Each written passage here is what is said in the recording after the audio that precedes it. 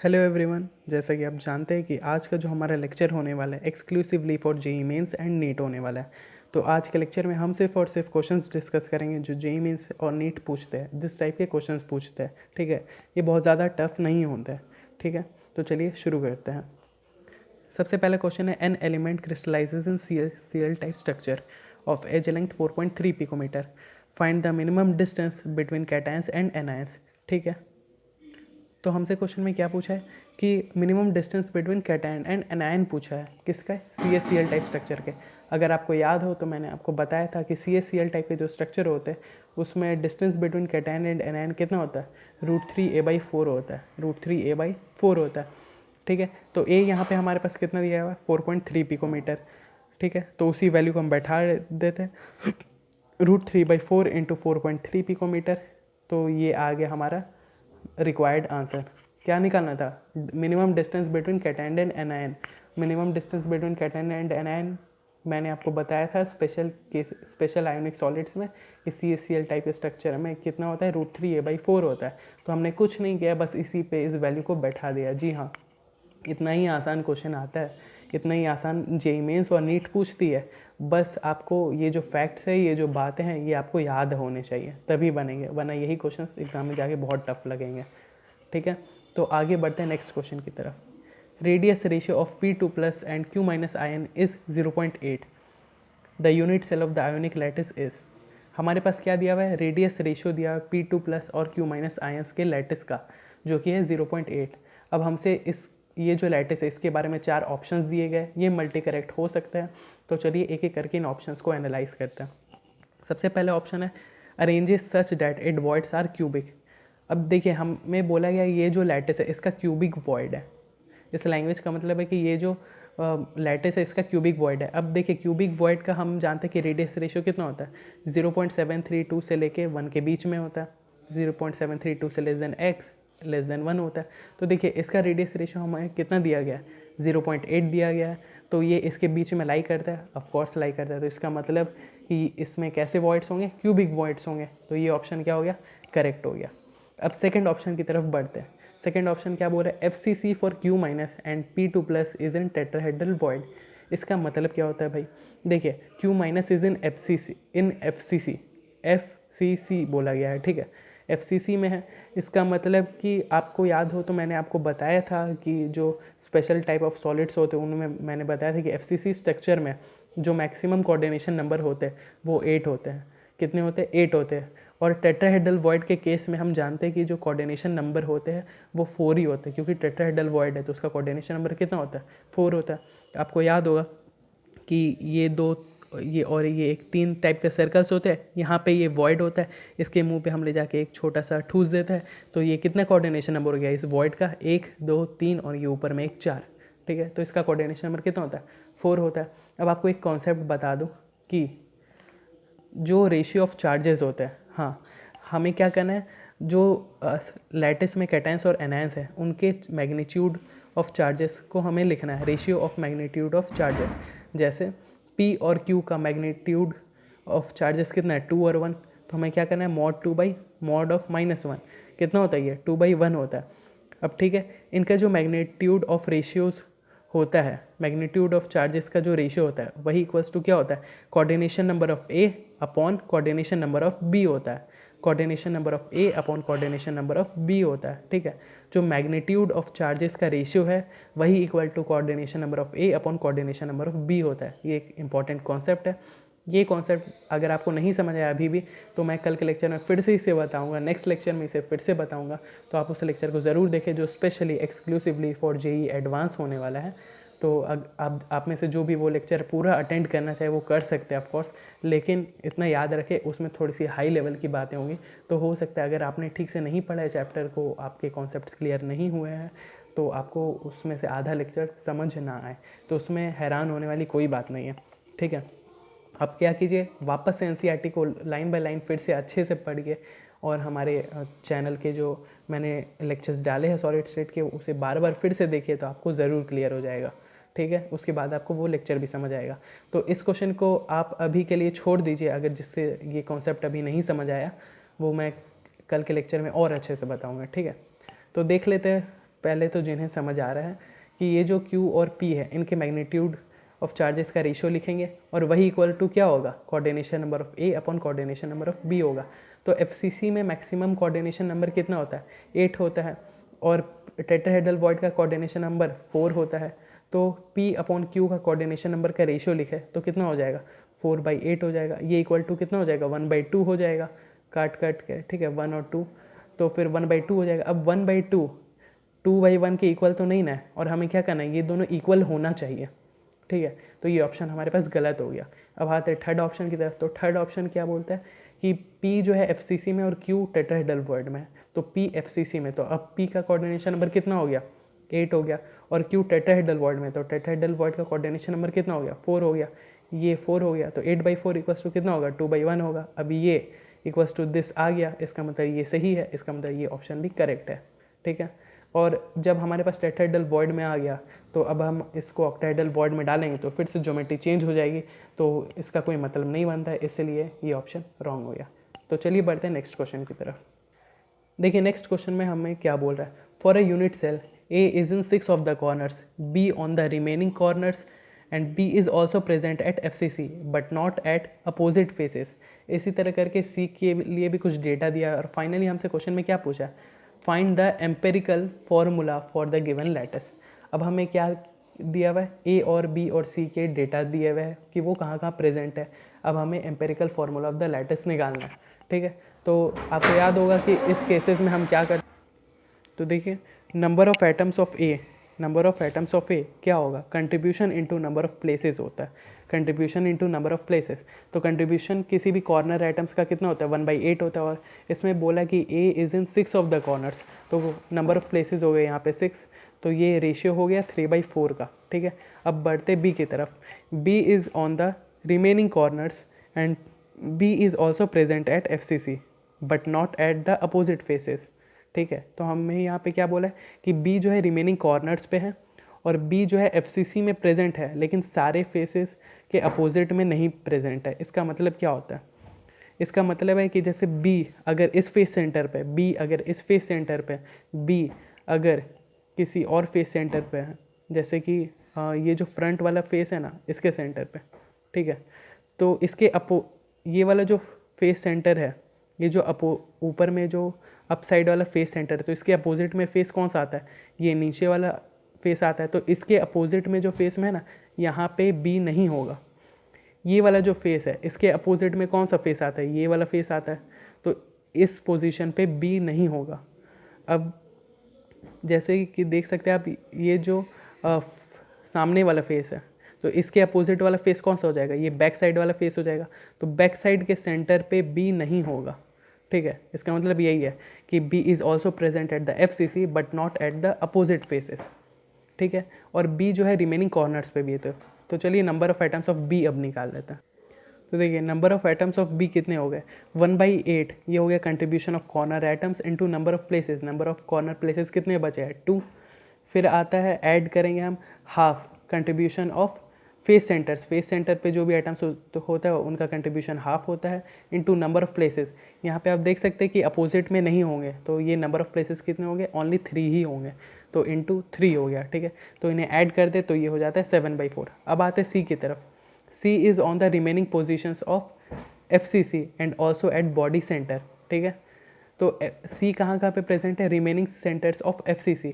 FCC का remaining centres कौन सा है, वो अपोजिट साइड्स जहाँ पे B ऑक्यूपाई नहीं कर पाया था, तो वहाँ पे अब कौन कौन प्रेजेंट होंगे, C होंगे, और C और कहाँ पर होगा, बॉडी के सेंटर पे भी होगा, ठीक है। तो अब number of atoms of C निकाल लेते हैं।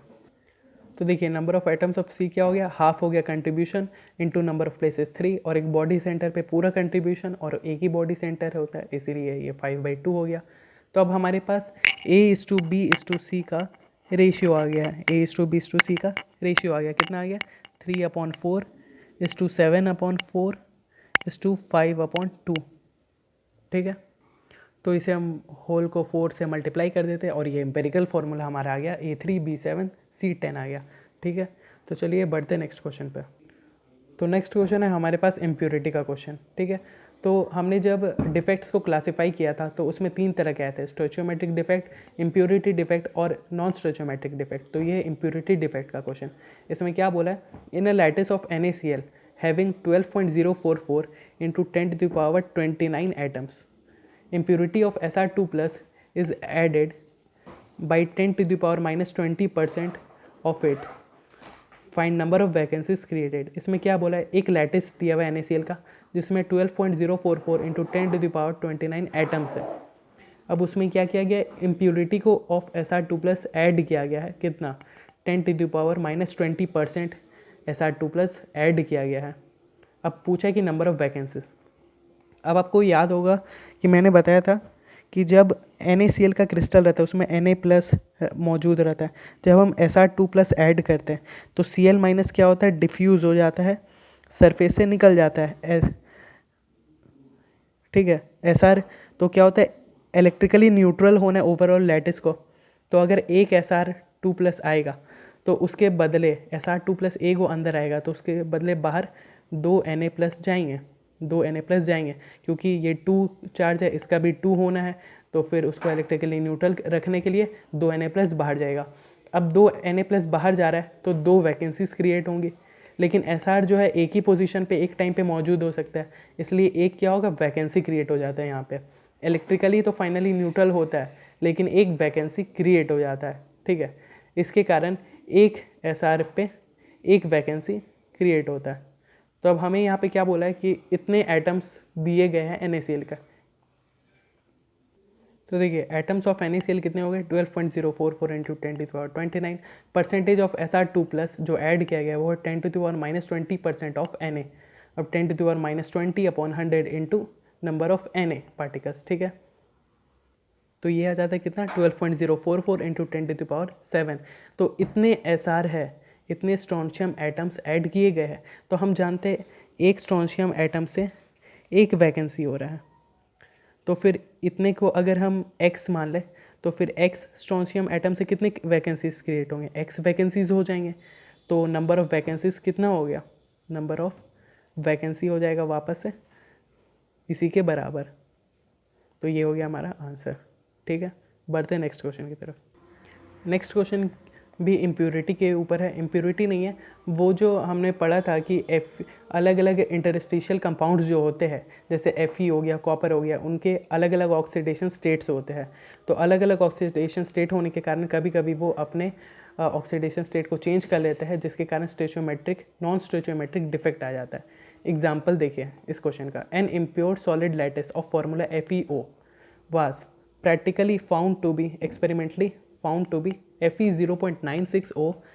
find the percentage of Fe3 plus in the lattice। आपको याद होगा कि मैंने बताया था कि Fe2 प्लस इसमें बहुत सारे होते हैं, उसके कारण क्या होता है, कभी कभी है ना Fe2 प्लस किसमें कुछ पार्टिकल्स किसमें चेंज हो जाते हैं, Fe3 प्लस में हो जाते हैं, जिसके कारण ये नॉन स्टोइचियोमेट्रिक डिफेक्ट आ जाता है, ठीक है। तो अब हमारे पास देखिए total number of Fe atoms यहाँ पे कितने, 0.96। टोटल Fe एटम्स नहीं है, मतलब रेशियो है मान के चलिए। तो टोटल नंबर ऑफ Fe कितने हैं, 0.96।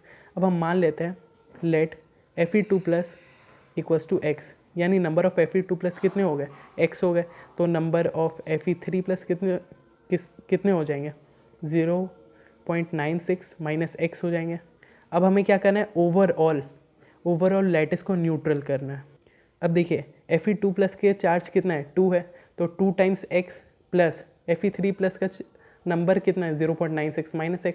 तो इसको मल्टीप्लाई करके ओवरऑल हमें कितना वैल्यू आना चाहिए, 2, क्योंकि Fe का फाइनल जो O के साथ ऑक्सीडेशन स्टेट है वो कितना है, 2 है। इसलिए इलेक्ट्रिकली न्यूट्रल होने के लिए इसको ये कंडीशन सेटिस्फाई करना पड़ेगा। इसको सॉल्व करने के बाद हमारे पास x का कुछ वैल्यू आ जाएगा, suppose it comes to be 0.12, ठीक है। अगर मान लेते हैं x का वैल्यू 0.12 आ गया, इसका मतलब क्या होता है कि Fe2 प्लस का जो एटम्स होगा वो 0.12 होगा और Fe3 प्लस का जो एटम्स होगा वो 0.96 माइनस 0.12 हो जाएगा। इतने रेशियो में Fe2 प्लस और Fe3 प्लस मौजूद होंगे। यही हो गया हमारा रिक्वायर्ड आंसर, ठीक है। तो चलिए अब एक एक करके क्वेश्चन नहीं लेंगे, एक साथ बहुत सारे क्वेश्चंस ले लेते हैं। तो सबसे पहला क्वेश्चन आता है, which type of solid is classified with properties of high melting point, high hard physical nature and are generally insulators. ठीक है, तो आपको याद है मैंने एक बड़ा सारा लेफ्ट साइड में पेज नंबर 6 के टेबल के लिए बताया था आपको कि उसके अलग अलग प्रॉपर्टीज़ दिए हुए हैं अलग अलग सॉलिड्स के, उस पर डायरेक्ट क्वेश्चंस आते हैं बहुत बार, तो उसे याद कर ले। तो आप उस टेबल में देखेंगे कि ये प्रॉपर्टीज़ जो कि हाई मेल्टिंग पॉइंट है, हार्ड फिजिकल नेचर है एंड आर जनरली इंसुलेटर्स, वो किसके क्लासिफिकेशन में आते हैं, मतलब वो किस टाइप के सॉलिड्स होते हैं, उनका नाम था कोवैलेंट सॉलिड्स। कोवैलेंट सॉलिड्स, तो इन पे डायरेक्ट एमसीक्यूज आ सकते हैं आराम से, तो उन्हें उस टेबल को ज़रूर याद कर लीजिए। अब आते हैं नेक्स्ट क्वेश्चन पे, which force is responsible for solid water being so hard. अब ये सॉलिड वाटर क्या होता है? Solid water is nothing but ice. Yes, ice जो बर्फ़ होता है उसी को हम सॉलिड वाटर बोल रहे हैं यहाँ पे, ठीक है। तो वो कुछ नहीं है, तो हमसे पूछा जा रहा है कि जो सॉलिड वाटर यानी जो आइस है वो इतना हार्ड क्यों होता है, मतलब कौन सा फोर्स रिस्पॉन्सिबल होता है आइस के हार्ड होने के लिए, कौन सा फोर्स होता है। आपके उसी टेबल में जो फर्स्ट टाइप का कंपाउंड है उसी में उसका थर्ड ऑप्शन में ही देखिए, थर्ड वाले में ही दिया हुआ है, उसमें वाटर में क्या होता है, एच बॉन्डिंग होता है। एच बॉन्डिंग के कारण वो इतना हार्ड होता है। Yes, this is the only reason. अब आते हैं नेक्स्ट क्वेश्चन पे, which is the correct relation between edges of hexagonal crystal system. अभी आपको याद होगा ब्रेविस लैटिसेस, ब्रेविस लैटिसेस में आपको याद है जो मैंने एक ट्रिक बताया था उस टेबल को याद रखने के लिए, तो उसी का ये पार्ट है। उसके एज लेंथ थे ए बी और सी, तो उस ए बी सी को पूरा टेबल को याद करने का मैंने आपको तरीका बताया था। तो उसी में से एक क्वेश्चन है कि उसमें से जो हेक्सागोनल क्रिस्टल सिस्टम था उसका एज लेंथ का रिलेशन क्या था, A equal to B equal to C था, ये था या फिर इनमें से कोई नहीं था। तो आपको करेक्ट ऑप्शन बताना है, तो आप उसमें से देख के इसे टिक मार लीजिएगा। चलिए मैं मार ही देता हूँ, बी होगा, ठीक है। याद कर लीजिए, वो टेबल बहुत इंपॉर्टेंट है। थर्ड आता है, which is the correct relation for axial angles B monoclinic. मतलब मोनोक्लिनिक का जो उसमें एग्जाम्पल था, ठीक ना, मोनोक्लिनिक का एग्जाम्पल था उसी टेबल का जिसमें हेक्सागोनल टाइप क्रिस्टल सिस्टम है, उसी तरह उसके लास्ट में एक मोनोक्लिनिक टाइप सिस्टम भी था, मोनोक्लिनिक क्रिस्टल सिस्टम था। तो एक्सियल एंगल्स जिसे हम जनरली अल्फ़ा बीटा और गामा लेके चलते हैं, तो उसका रिलेशन कौन सा करेक्ट रिलेशन है वो हमें टिक मारना है। तो अल्फ़ा बीटा 90 ये वाला था, ये वाला था, सी वाला था, या फिर डी था। डी में क्या है, डी में है alpha not equals to beta not equals to gamma not equals to 90। कौन सा ऑप्शन करेक्ट है आपको टिक मारना है। आई होप कि आपको याद होगा, तो इसका करेक्ट ऑप्शन होगा डी, ठीक है। तो आते हमारे लास्ट क्वेश्चन की तरफ आज का। A compound forms HCP structure. Find number of tetrahedral void and total number of tetrahedral void plus octahedral void. तो हमसे एक हाइपोथेटिकल लैटिस बताया गया है, उसमें हमें फाइंड करना है total number of tetrahedral void and total number of octahedral void, ठीक है। ऑक्टाहेड्रल और टेट्राहेड्रल दोनों निकाल लेंगे तो इन दोनों को ऐड करके आंसर ला ही सकते हैं। तो हमें बेसिकली निकालना क्या है, नंबर ऑफ टेट्राहेड्रल वॉइड्स और number of octahedral voids in 0.5 mole of lattice. तो 0.5 मोल्स ऑफ लैटिस में, तो आप देख सकते हैं कि हमें यहाँ पे HCP स्ट्रक्चर बोला गया। HCP स्ट्रक्चर का Z वैल्यू कितना होता है, 4। Z वैल्यू 4 का मतलब क्या है कि नंबर ऑफ यूनिट सेल, मतलब एक यूनिट सेल में कितने number of atoms in 1 unit cell कितने होते हैं, 4 होते हैं। तो यानी कि एक यूनिट सेल में इसके 4 एटम्स होंगे। तो देखिए जैसे कि हम जानते हैं कि जब हमारे पास Z वैल्यू दिया हुआ है 4, तो किसी भी Z वैल्यू अगर हमें दिया हुआ रहता है तो उसके नंबर ऑफ टेट्राहेड्रल वॉइड्स हम कैसे, नंबर ऑफ टेट्राहेड्रल वॉइड्स हमारे पास कितने होते हैं, number of tetrahedral voids 2n होते हैं। अगर n दिया हुआ है Z का वैल्यू तो number of tetrahedral voids 2n होते हैं। तो यहाँ पे 2n है तो इसका मतलब कितना हो जाएगा, 2 × 4 = 8 हो जाएगा। अब हमारे पास इसी तरह नंबर ऑफ ऑक्टाहेड्रल वॉइड्स कितने होते हैं, n होते हैं, तो यहाँ पे कितने हो जाएंगे, 4 हो जाएंगे, ठीक है। तो इसका मतलब अगर हम एक यूनिट सेल लेते हैं इस गिवन हाइपोथेटिकल स्ट्रक्चर का, तो उसमें एक यूनिट सेल में नंबर ऑफ टेट्राहेड्रल वॉइड्स 8 होंगे और नंबर ऑफ ऑक्टाहेड्रल वॉइड्स 4 होंगे। लेकिन हमारे पास टोटल कितने नंबर ऑफ यूनिट सेल है वो तो हमारे पास अभी पता ही नहीं है, तो चलिए वो निकालते हैं। तो उसे निकालने के लिए हम क्या करेंगे, सबसे पहले number of atoms, total number of atoms निकालते हैं। तो टोटल नंबर ऑफ एटम्स कितने हो जाएंगे, टोटल एटम्स आप जानते हैं कि मोल इंटू एवोगाड्रो नंबर होता है, मोल इंटू एवोगाड्रो नंबर होता है। तो यहाँ पे मोल कितने, हाफ है, 0.5 हाफ है, इंटू Na, ये हो गए क्या, टोटल नंबर ऑफ एटम्स हो गए। अब टोटल नंबर ऑफ एटम्स इतने हैं और एक यूनिट सेल में 4 एटम्स है, तो टोटल यूनिट सेल कितने हो जाएंगे, 4/12 इंटू एन ए हो जाएगा। तो ये क्या आ गया हमारे पास, total number of unit cell आ गया। एक यूनिट सेल में 8 टेट्राहेड्रल वॉइड है, तो इतने यूनिट सेल में कितने हो जाएंगे, इतने, सॉरी ये अपोजिट उल्टा लिख दिया मैंने, 1/2 इंटू एन ए अपॉन 4 हो जाएगा, 1/2 इंटू एन ए अपॉन 4 हो जाएगा, ठीक है। इसे काट दीजिए, ये गलत है, ठीक है। तो ये हो गए total number of unit cell. एक यूनिट सेल में 8 टेट्राहेड्रल वॉइड और 4 ऑक्टाहेड्रल वॉइड्स थे, तो इतने यूनिट सेल्स में कितने हो जाएंगे, मल्टीप्लाई बाई 8 एंड 4। इसका मैं आपको डिटेल्ड सॉल्यूशन लिख के बता देता हूँ। देखिए ये है इसका डिटेल्ड सॉल्यूशन, ठीक है।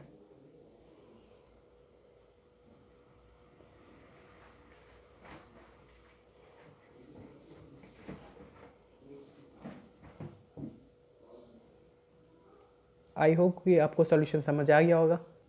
तो आप देख सकते हैं कि इतने ही आसान क्वेश्चंस आते हैं एग्ज़ाम में, ठीक है। तो आई होप कि अगर आप हमारे चैनल को और हमारे तरीक़ों को फॉलो करेंगे तो आप ज़रूर क्रैक करेंगे। तो आज का वर्क मैं आपको बताता हूँ, वॉच दिस। ये है आपका आज का वर्क, ये NCERT मस्ट क्वेश्चंस है। हमारे लेक्चर्स और क्वेश्चंस जो मैंने आपको बताए वो अगर आपको समझ आया होगा, अच्छे से आपको सब कुछ क्लियर हो गया होगा, तो NCERT के सारे क्वेश्चंस वैसे आसान ही हैं, बहुत आसान है। लेकिन ये कुछ क्वेश्चंस है जो मतलब आसान से ज़रा सा बहुत लाइटली ऊपर है, ठीक है। तो ये क्वेश्चंस भी वैसे रियलिटी में बहुत आसान है। जो क्वेश्चंस हमने डील किए हैं, जो क्वेश्चंस आपने समझे हैं, उनसे भी बहुत आसान है। इसलिए आपसे ये क्वेश्चन जो बनने ही चाहिए, बहुत आसान क्वेश्चन है। इसमें से 2-3 क्वेश्चन जो है जो शायद ना बने, लेकिन मैक्सिमम क्वेश्चन, लेकिन जो बाकी क्वेश्चन है 95% क्वेश्चन वो आपसे बन ही जाएंगे। तो इन्हें आप सॉल्व करके लाइएगा, और जो भी डाउट हो कमेंट सेक्शन में कमेंट करें या फिर हमारे टेलीग्राम ग्रुप को ज्वाइन करें। वहाँ पे आपको free notes, DPPs, booklets and many more things plus 1-to-1 interaction सब कुछ अवेलेबल है भाई। 1.5 लाख का मटेरियल फ्री ऑफ कॉस्ट मिल रहा है, ले लो। Thank you for having patience.